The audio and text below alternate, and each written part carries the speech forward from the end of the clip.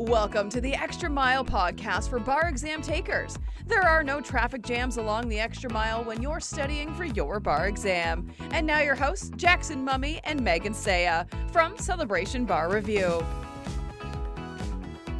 Well, hey everybody, welcome to episode 313 of the Extra Mile podcast for bar exam takers. I'm Jackson Mummy.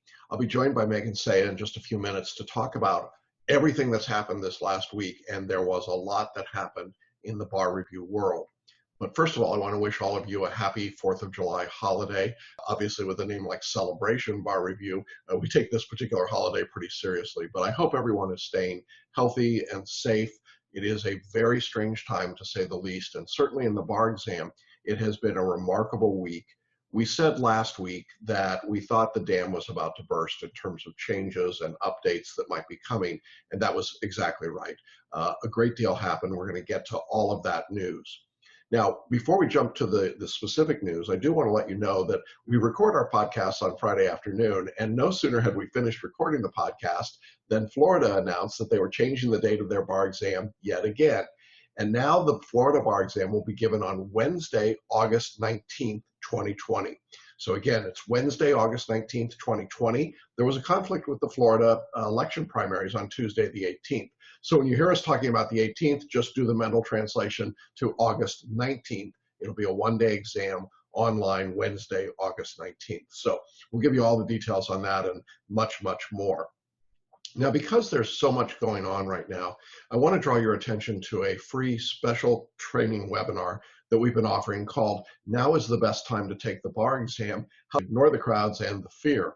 And there's certainly a lot of fear right now about a lot of things. This webinar training has proven to be very successful and very helpful for people. We've been offering it for a while, and it's really your best way to find out right up to the minute what's going on around the bar exam and the particular strategy that you should be using if you're thinking of taking the bar in 2020 or in 2021. I really would like to encourage you to join us for this training. Now, at the end of the 1-hour training, I do a live Q&A, and it's a great opportunity for you to ask your specific questions and to find out right up to that moment exactly what's going on in bar review. We're going to offer the training webinar this week on Sunday and on Tuesday. And to register, all you have to do is click on the link in the show notes. And we offer our podcasts, I will tell you, in both video and audio form. So you can find the link in both of them. Or you can go to celebrationbarreview.com/now, and you'll find out all the details about this training. It's completely free. I really encourage you to join us to find out the specific strategy that you should be following if you plan to take the bar exam and are eligible in 2020, or you're planning to take it in 2021. So don't miss out on that special free training. All right, well, as I said, there was a lot going on. I want to go ahead and jump right into it with Megan and bring you all. Well, it has been another crazy week. We said last week that it was waiting for the dam to burst, and the dam did, in fact, start to burst. And so we're gonna kick off with the big news of the week, certainly, which was in Florida. So you want to recap that? I know we did a special Facebook Live and a video and podcast about it, but why don't you recap that for us, Megan? Yeah, so Florida, I think about a day after releasing a press release that said they absolutely were going forward with the July exam, canceled their July exam. So they are no longer doing an in-person July 28th and 29th exam in Tampa and Orlando. Instead, they're doing an August 18th online exam. So it will be one day only. It will be 100 multiple choice questions and 3 essay questions. And because we've gotten a million questions about this, I know we can talk about it a little later, but they said, this is not us speculating, the examiner said that any subject may be tested by essay or multiple choice or both. So that means you cannot bank on, well, they'll probably only do, Florida multiple choice. They said they may only do Florida multiple choice, but they have said it's all testable. So yeah, I think now we're going to see who's a good poker player or not. This is just my personal opinion, not my corporate opinion, but my personal opinion is they're bluffing. I believe that the multiple choice is going to be primarily drawn from the Florida multiple choice because it's so hard to write good multiple choice questions, and they don't even write good ones when they've got time. So with less time, I just can't imagine them writing a whole lot. Now, that doesn't say there wouldn't be any, but I think it would be, they're not going to do a 100-question online practice exam. It's not the National Conference of Bar Examiners is not contributing to the question bank. This is not like the October 5th and 6th exam. It is totally a Florida-driven test, which means that the most expeditious way, if you're a Florida bar examiner, is use your bank of questions that you've developed over the years for the Florida multiple choice topics. And instead of limiting yourself to 3 topics, and typically what they've done is there's civil and criminal procedure, which is required, and then they choose between business entities, evidence, and wills. And, they take 2 out of those 3. Well, I think now they'll take all of them. There'll certainly be questions, in my view, for all 4 of those subjects, and there might be a smattering of questions from other subjects. If that's true, that means the essays, I think, would be primarily multi-state topics like torts, contracts, and property. I'm not making a prediction. I'm just saying I think it would make sense to do that, with crossovers to Florida subjects for sure, professionalism and ethics. But I could see a crossover with property and Florida domestic relations, or property and Florida con law to talk about homestead. I mean, I think you could get that kind of hybrid sort of question and trying to cram as much as they can into one exam. In essence, though, you should think of this as day 1 of the bar exam. 3 essays in the morning, 100 questions in the afternoon, but without the trauma of going to Tampa and going through the inspection and the quarantine and the health screening and the mouth breathers and those are just the proctors. And then everybody else that's in the room and all of that. All of that's gone. So I've been counseling and talking to students the last couple of days since this news broke, and I have told people to sit for the exam if they can in August, because I think you're playing, I said poker, but I think you have to be a little bit of a gambler here. You're playing with the house money. There's no downside. If you fail the test, you're right back where you were, which was February 21. And if you pass, then you're done, and that's it. And I just think it's worthwhile. I know for some people who are only going to take the multi-state Part B, it means now they have to they have to pay for a computer and laptop and go through and do more studying. But you and I were talking about this beforehand. How many days do we have to that exam now, roughly? 45? 45? Yeah, I mean, we got 3 extra weeks. I'm sorry, that was too much. But we've got 3 extra weeks. You have enough time to study.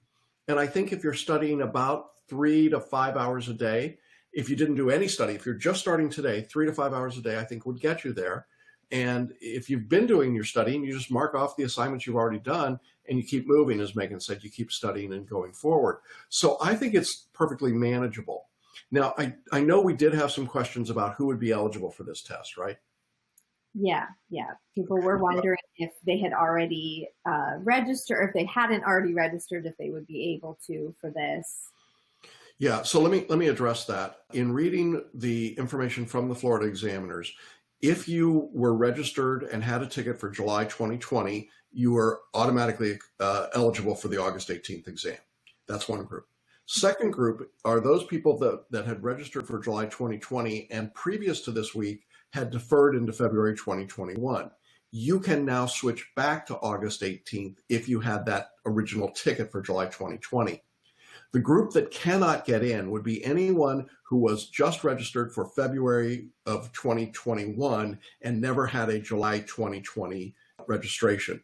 That group, it looks like, is going to be closed out. So I've talked to some people who had done that and then wanted to get back into the August exam. It looks to me like you can't do that. Is that your reading of it as well? Yes, yeah, that seems to be it. But as always, you need to contact the examiners. So if you are trying to get in, contact them. The worst they can say is no. Certainly don't make any assumptions. So don't, until you've got that confirmation, you need to, be making sure with them that you really will be able to participate. So yes, definitely check.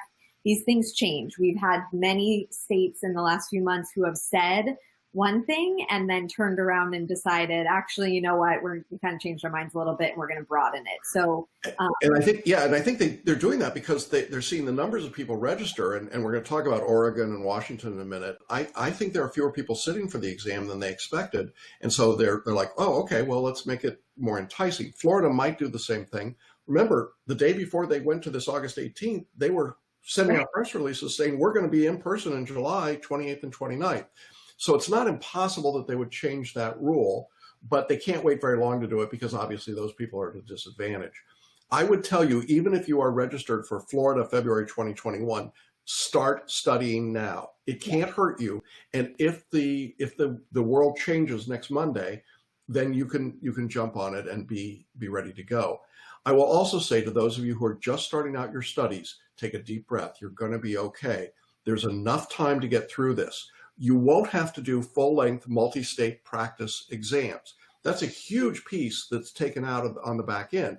You're going to do some practice MBE, but not having to do MBE 1, 2, 3, not having to do OPE 1, 2, 3. I mean, that's a lot, right? Yeah, days of study. So. Yeah. So I think it's, and I know we've got some questions about, are you going to do a different study guide or something? Not yet. I mean, we're still trying to, see where it goes. We don't think there's a need for it at this moment because, as you said, all the same subjects are all fair game. So we want you to be prepared the same way, but on the back end, the review is going to be much, much shorter. So I think that's the good news. Yeah. Al had a question in the chat box, which was a great question. How, if at all, in Florida, should we adjust our studies right now? Yeah, I don't think you adjust them at this point. You just keep following the study guide, Al. Just keep doing the same thing that you're supposed to do. When you get to the review, which we had scheduled around July 10th or so, if the exam was being given at the end of July, that will switch, but we're not there yet. And that date, that if you're looking for when should I be done with my substantive studies, I would say around August 10th. So about 8 days before the exam. So you don't need as much review time at the end before that one-day test. So you've really got, for those of you that were studying for the July exam, you just got a gift. You got 3 extra weeks and less material to cover. So that's why I think it's a good strategy. Yeah, so I'm going to do them now. We have several questions that were sent in through the week about the Florida exam specifically. Okay. So we'll do that and then some more in the chat box. So a couple about MBEs. A student said, how can they add MBE questions that haven't been tested previously? Would they write their own MBE questions with the same poor quality that they write Florida questions? Yes. Yes, that's exactly what they do. And that's why it's so difficult. And that's why we don't think they're going to do much of that. Look, if you've already got several hundred questions that you've used in the exam that you are unjustifiably proud of, you're going to keep using those questions. They're not going to go write a whole bunch of new multi-state questions. They might get some professors to draft a few in torts or something else. But, I know it seems like it should be an easy thing to do, but it is not easy to write questions. You know this because you have to do this all the time. It's hard work, right? Yeah, it's not pleasant, and with such short notice for them. Yeah, exactly.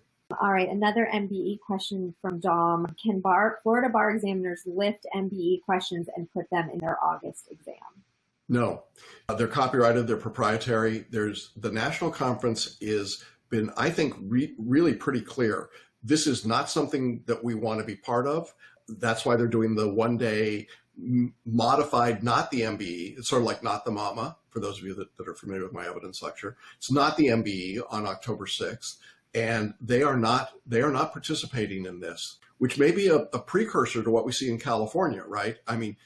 Right. So that's really I think it's a good question, Dom, because it's really California's predicament right now, which is they've wanted to do the online exam in September and have been trying to work with the NCBE to give them an online version of the MBE questions for their test in September. And it seems that the NCBE kind of countered with this October 5th and 6th exam, which does have an online version of their MBE. But California basically now has to move its test to October 5th and 6th in order to use those questions. So yeah, it's a good question, but yeah, Florida will have to, whatever multiple choice questions show up on the exam on August 18th will have to have been written by the Florida examiners. So yeah. They own them. All right. Another question about Florida is I had already passed Florida, one of the Florida parts. So I was only studying for the MBE. Now I have to stop and study essay writing and I'm panicking. Yeah. And that's why I've been talking to people over the last few days. I don't think there's a reason to panic. I know it feels stressful. First of all, you've got 3 extra weeks to study. Secondly, most of the essay work is built on, multi-state subjects. So if you've been studying multi-state substantively, I think you're in pretty good shape. Third is Megan's personal writing workshop is a great way to get a quick shot of or a review of the writing system that we utilize. So I think that's a great tool, and people ought to look at that as a way to just sort of, reinvigorate that part of the work. And then finally, if you're only taking part B, it's because you passed part A. And so you're just going back and doing what you've already done before. And I think you should take some confidence in that. Just doing a quick review, if you're a photo reader, right, just go back and photo read those outlines again, pull out your mind maps, get through the lectures, run them at fast speed. You've got enough time. I want to really emphasize this. I know that people think, oh, I've only got a month. That's not true. You have 45 days in Florida. So don't get freaked out by this. And certainly for those of you taking the exam in September or October, you got forever. Yeah, you've got a while. All right. And then I can answer this one. They said, do you know if it's too late to register in Florida, to register your laptop and pay for it? July 1st was the deadline, and I didn't need to register it before. It's not too late to register your laptop. I seem to have frozen on my end.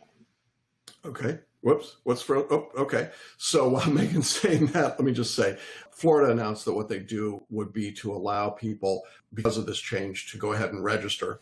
I want to remind you that the computer software that they're using is something called ILG. That's different than ExamSoft software.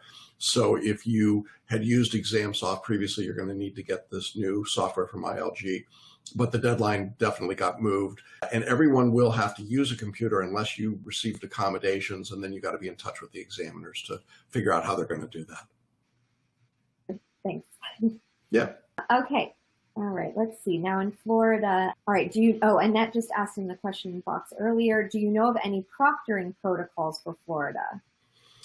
Well, I think you could talk to this based on what we know California did with their online test. Remember, no one's done an online bar exam, so proctoring is a little tough to figure out. Yes, so we don't know for sure from Florida. The examiners have said that they will be giving updates regularly as we get closer to the exam date, but we don't know what those updates will entail. So we'll let you know if we hear anything specifically about things like proctoring.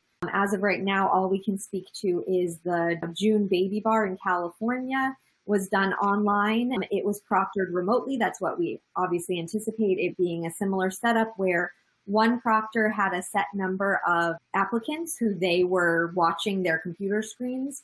There was no interaction with the proctor. So the way they did it was they had a video on the ExamSoft, which is what California uses. The ExamSoft site had like a proctoring sort of YouTube video at the beginning that you watched.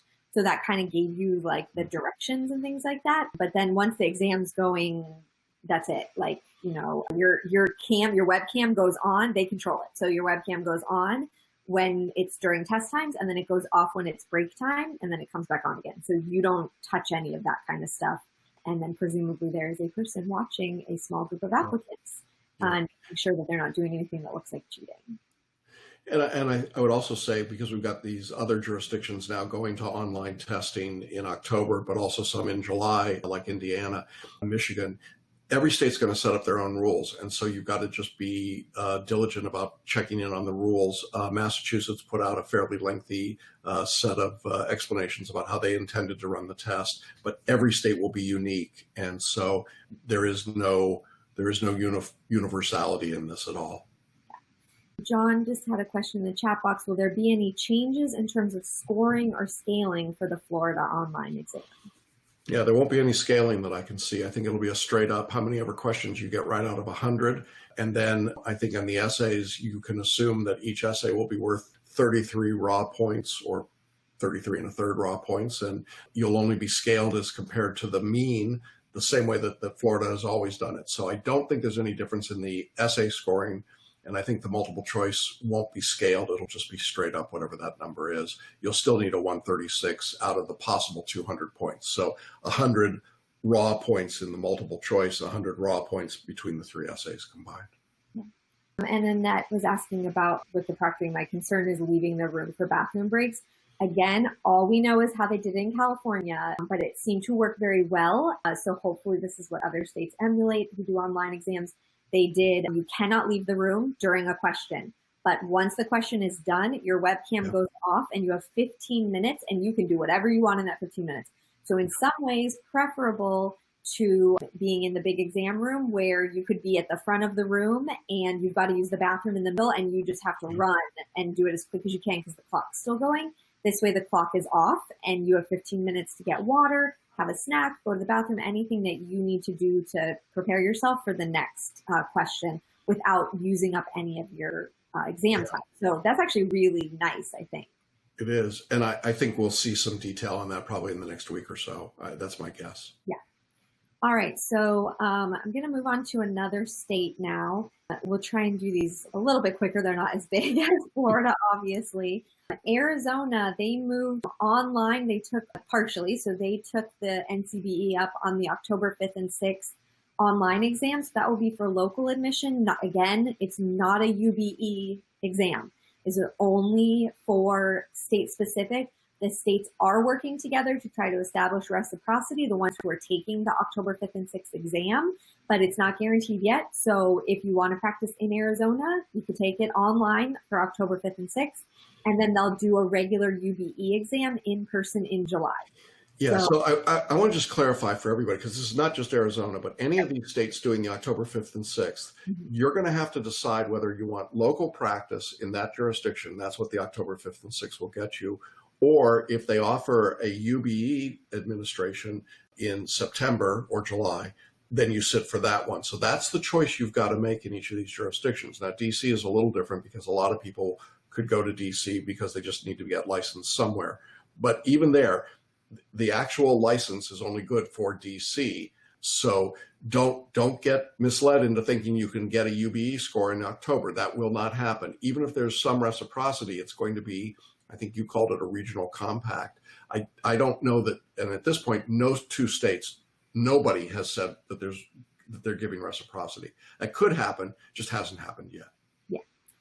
And certainly if California moves to the October 5th and 6th, they will not be a part of that agreement. So just know that in case you had the grand ideas in your head of, oh, maybe California may end up with the same date, but the exam will be different. So they would not be a part of that. It's only states who are taking the full NCBE 2 days, yeah, on October 5th and 6th. California would be giving the California portion of the test and then adding on the MBE only.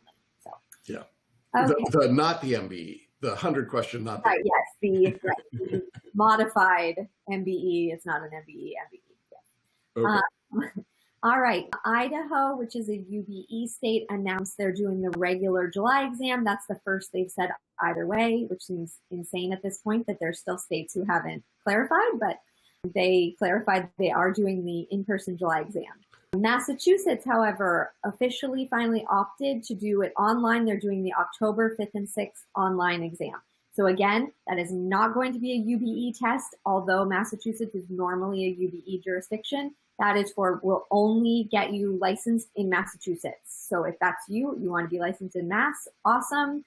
You can register, do it online October 5th and 6th. And, they had kind of sort of hinted at this, but they thought they were going to go September 30th and do their own exam and get out of the UBE. And then obviously it made more sense to just jump into the October test date and take advantage of the materials that the national conference was providing. So that was a nice out. I think that's what the NCBE had in mind with that October test date, was a state like Massachusetts to kind of keep them in the fold rather than have them go completely out like Indiana has done, and Kentucky and Michigan and Nevada.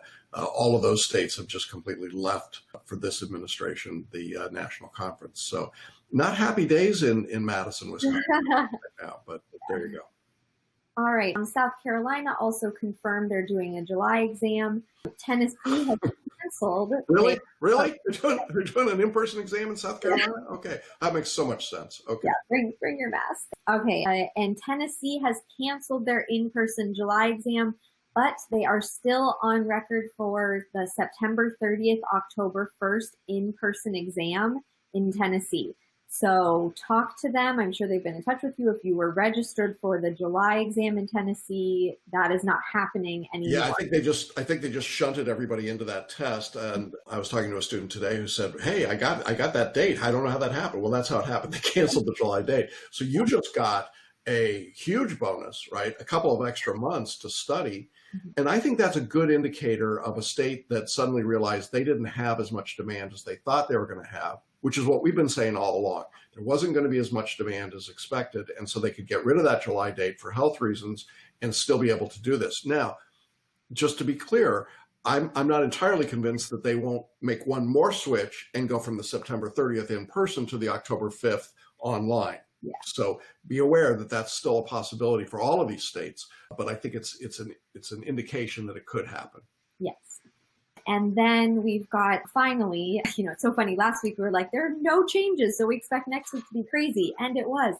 Oregon. Okay, so yeah. Oregon, also a flip-flopping state, much like Florida, after being adamant that they would not be following in the footsteps of Washington State and telling law professors and deans of law schools and law students and law graduates there's no way, they decided to reverse course and grant a one-time diploma privilege to candidates who had applied for the July 2020 Oregon bar, but it's not as wide-ranging as the Washington one. So you have to have either graduated in 2020 from an Oregon law school or graduated in 2020 from an ABA accredited law school with a minimum of 86% of graduates passing the 2019 bar exam on their first try. So very small, much more narrow than Washington State, but still giving that diploma privilege option. Yeah. So the Pac-12 strikes again. They reduced their pass rate, right? Yes. So they will still be giving the so they're doing a lot. So they are also doing, if you don't qualify for that diploma privilege, they're doing a July exam in person. They reduced the passing score, just like Washington had done before. They reduced it from 274 to 266. So that's really helpful. Yeah. And then they also are giving people the option to take the remote exam October 5th and 6th. That would, again, be for Oregon only, not as a UBE score. So if you want a UBE score in Oregon, you need to take it in person in July, but it's the lowered to 266 pass rate. Or you can take the October 5th and 6th, not UBE test, that will just be for Oregon licensure. So that's a lot. We're going to be testing you at the end of the webinar today to see if you've got all that straight. Thank you, Megan. That is, really, Oregon so far gets the prize for the most confusing set of rules that I've seen. A lot. They're doing it all. They're doing everything. By God, they're not going to let Washington show them. Yeah. And like we said, all of this is subject to change again. So I have been saying it, I know from the beginning, that I didn't think that a lot of these states that were adamant about July were going to do it in July. I still don't think a lot of these states that are adamant about September are actually going to be able to do it in September. Just expect the unexpected, keep your head down and keep studying. Yolanda asked about Alabama. They're still testing in person, but they have to wear masks. And do we have any advice in how to prep for an exam like that? I do have one piece of advice about masks that I learned this week. Okay. Yes, well, we had to, doesn't matter why. But there's a thing called a mask extender. Have you heard about this, Megan? It's like a hair thing that goes across like my headset does behind your ears, and it raises up, and then you put the elastic from your mask on the hair extender so it's not in the back of your ears, so it's not chafing your ears. And it's particularly useful for people like me that wear hearing aids behind my ears, so it doesn't go right against that. And you can get them on Amazon, and I don't think they're marked up to like $10,000 a piece or anything yet, but they're called mask extenders. And I would definitely do that. I would also obviously be practicing with a mask on because it's very different. And I would try a bunch of different masks. I got my New Orleans Saints mask today in the mail. I'm very excited about that. But, you got to try different masks and see what feels comfortable to you. Beyond that, and just got to get used to breathing with a mask on. People do it. Yeah. But yeah, you've got to practice with it. You've got to practice. Every time you're doing your bar studies, you should have a mask on. If you're planning for an in-person exam right now, you need to practice with a mask on. Yeah. Just do not want this to be a new sensation for you when you get into the actual test. Yeah, and I don't think, those super high-tech, recirculating air masks that look like gas masks, I don't think you're going to get away with that. So I think we're talking cloth masks is what you're going to be able to wear into the exam. So. All right, Donovan had a question. Will reciprocity with the other original pro-reciprocity states be altered at all if I'm taking the North Carolina bar? Well, UBE reciprocity exists because the scores are transferable. North Carolina doesn't have reciprocity with anybody that I'm aware of outside of the UBE.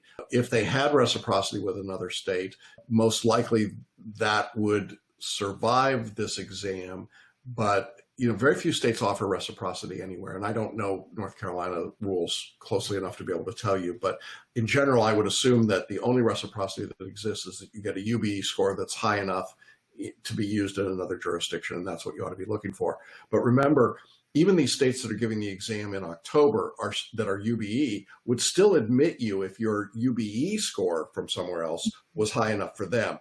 It's just you wouldn't be getting it from sitting in their exam. So New York, for example, if you can't get into the New York exam, but you got a 266 on the UBE, you can waive into New York. So there's also one other thing I got to say about admissions advice. I want to be really clear that we do not give individualized admissions advice. And I know some of you would like us to do that, and we appreciate that, but that is beyond the scope of our work.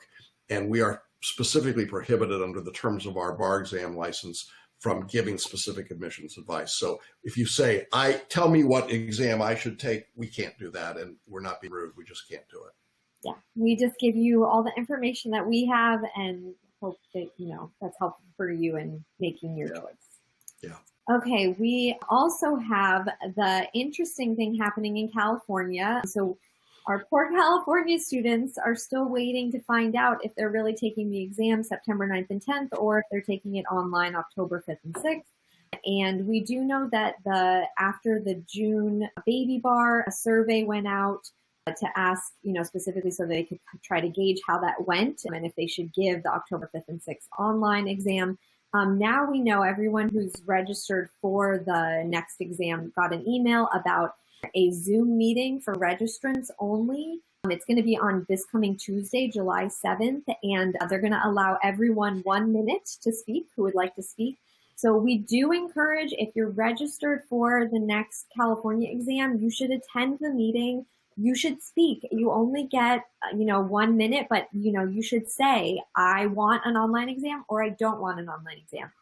And honestly, I would say too, the biggest thing, Jackson's talked about this a lot, the biggest concern we have with the online exam that's still a question mark because it wasn't on the baby bar is the performance test. And what that's going to look like if you have like a 50-something page document that you have to scroll through on your computer along with a little window for that, a little window for typing, a little window for taking notes. The performance test is just a big question mark. So I would bring it up. We're not expecting an answer, but I would bring up the concern of that they need to be aware that like you're, however you're feeling about having to do a performance test online, it needs to be given some real consideration. So if you have any suggestions about that or whatever you want to say, but definitely I would say, please go to the meeting and listen, please talk. You can just be 5 seconds if that's all you want of just saying, I want an online exam or I don't, but you should definitely make your voice heard.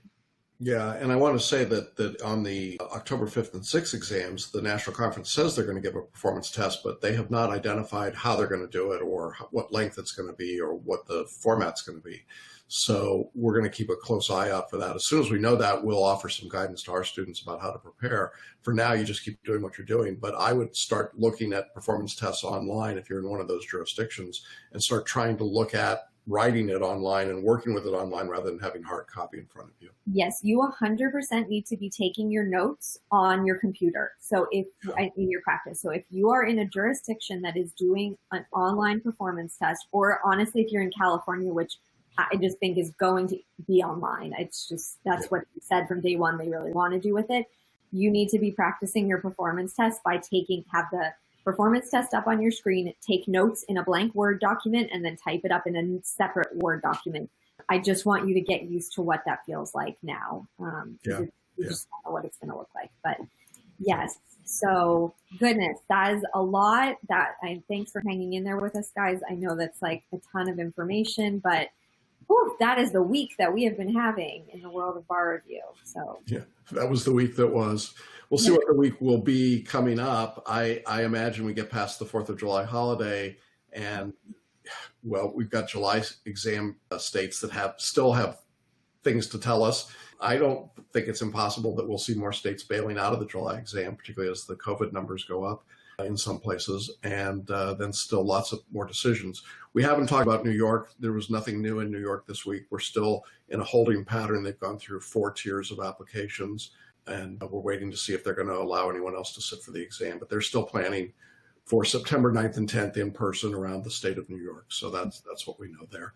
Final piece is you can always go to our website at celebrationbarreview.com. There's a link in the menu for July 2020 exam changes. We'll keep that updated. It's current, I think, as of right now.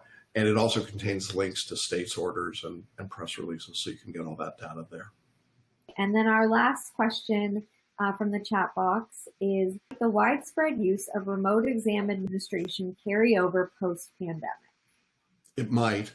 I think long-term, the examiners, the national conference thought they were probably headed that way, but they thought it was on a 5 to 10 year time horizon. Obviously, that's changing. Megan, you and I have talked in a couple of these sessions about the fact that we think that this is not a one and done, that the pandemic is going to extend most likely into 2021. I don't think there's going to be a silver bullet or an October surprise. And so the result of that is that we may be faced with really virtually the same circumstances for the February 2021 exam. It wouldn't surprise me if that happened. And so I think we can assume, if you think that there's not going to be any more online testing, that's probably not true. Will it be widespread nationally? That's probably not going to happen either. But some hybrid like we're getting now, maybe, and hopefully a little more organized than what we've got right now, which is really the Wild West. Everybody's out doing their own thing. Right. And there's certainly, we know that California also had been trying to move in the direction of online exams even before the pandemic happened. Again, they were on a much longer timeline, however. No one was anticipating having to do it in 2020, but there was certainly some movement in that direction long term. And so this really just sped up everyone's timelines. Yeah, they're talking to students who took the June baby bar online in California, they were really happy with it overall. Imagine taking the bar, waking up in your own home, wearing whatever you want to wear, just being on your own computer in your own house, and, nothing but the webcam coming on, being able to go use your own restroom in between on break times, go to your own kitchen to make yourself lunch, in between during the break time. I'm just thinking, not to have the expense of having to pay for hotels and travel. There are some real benefits to it. So I think that. Yeah, I'd love to see online testing. I think the national conference has got to come around, and they've got to figure out a way to protect the integrity of the test. That's what they're terrified of that. And nobody's got a solution to that yet. So we've got the, rock meet hard spot. And, I don't know how that's going to get resolved. And I'm not sure anybody does right now. Exactly. That's a good question. All right. I know we were talking before. There's a lot of, with all these changes, feels like there's a lot of panic in the air. So if you wanted to just kind of speak to that and kind of where people should be mentally right now. Yeah, look, we've got all of these stressors happening at once. We've got the pandemic, we've got the bar exam, we've got Black Lives Matter, we've got policing and social justice, we have getting your kids back into school in the fall. There's all of these different things happening. And the bar exam changes are coming fast and furious. Obviously, Megan and I are spending an enormous amount of time just trying to keep up on. That's got to result in some degree of additional stress for you as a bar taker. And in my calls, and I think Megan said in her calls this week as well, we have certainly noticed a higher level of anxiety among people that we've been talking to. So how do you resolve that? I think there's some practical things you can do. Megan talked in one of our earlier sessions about just going out and breathing, doing some meditation, prayer, taking some time and just recentering yourself on a daily basis. I think that's really, really important. If you haven't gotten a meditative prayer life practice, you should begin one now, even if it's just a few minutes a day. It does make a difference, and I would encourage that. We also have our paraliminals. We've got the Calm and Health Paraliminal Pack. We've got the 16 paraliminal package, the larger package, and we've also got the Reset Paraliminals. These are great for helping reset your mental state based on whatever it is that you're dealing with, feeling overwhelmed or panicked or anxiety or belief. These are all great ones, and you can order them on the website from us. In addition to that, I think that everyone needs to take some time on a weekend like this one, where it's a holiday weekend or a kind of a holiday. Maybe it's taking time to watch Hamilton, where we started. Maybe it's time to watch a virtual fireworks show or be with your family grilling some hot dogs on the barbecue. It is okay to take some time off this weekend. And if this were any other bar exam coming up, July 4th always comes up before the July exam, and Christmas always comes up before the February exam. It's okay to be part of that world, but don't try to multitask through it. And what I mean by that is don't take your bar review books to the barbecue. You're going to irritate everybody else, and your study's going to be not very productive. Be present, be in the moment. And being in the moment means giving yourself to your study, maybe getting up early tomorrow morning and doing some study, and then spending time with the family. And when you're there, be present in that, when you're in the other. And then the final thing I'd say about all this is it's okay to have emotions and feelings about these things, but you are not your emotions. In other words, I hear people saying, I'm really angry. Well, you may feel anger, but you are not angry. And there's a difference. And feeling the anger is powerful. It's a powerful emotion. Own that emotion. Don't give it away. Don't get mad at the examiners and give away your power. Own that power. Own what you are. Own the feeling, but don't become the feeling, if that makes sense, right? Mm-hmm. You want to add anything? Yeah, I just it's going to be okay. I know this is so much. It's so much change, and change is overwhelming and scary. Even when on the whole it's positive change, it doesn't make it easier, to sort of walk through. So we're here for you. If you're struggling, even if you don't think you're struggling, just reach out to friends and family as well, and try to enjoy yourself. Taking a day or a half day even off tomorrow is not going to harm you. You need it mentally. You need a break. So go for a swim, grill some hot dogs, take your dog for a walk, like whatever you need to do. Yeah, I think Megan's right. We're here for you. We want to be with you. We will continue to be on top of this. I feel very good that we have called the shots pretty consistently all the way through this. Very little has surprised us. Yeah. And I think we've been on top of it. I've been watching what everybody else has been saying in our industry, and most of them are following us. We get out there first, and then they come along and parrot us later. So that's interesting. So I think you're in the right place. You're getting the right information, I hope. And we're here with you. We got your back. Have a good weekend. Have a good holiday, such as it is, and stay calm, stay cool. Have a great week, everybody. Yeah. Yep. All right. Bye-bye, everybody. Our episode for this holiday weekend. I hope that you have a safe and happy 4th of July. Again, just to remind you, the Florida bar exam will be now held on Wednesday, August 19th, 2020. And of course, we've got our special free training webinar. Now is the best time to take the bar exam, coming up on Sunday and Tuesday of this week. You can register just by clicking on the link in the show notes or by going to celebrationbarreview.com/now, and we'll see you on that free training webinar. All right, everybody, take care. Have a great week. We'll be back to you next week along the Extra Mile. Thanks for listening and watching the Extra Mile podcast for bar exam takers at celebrationbarreview.com.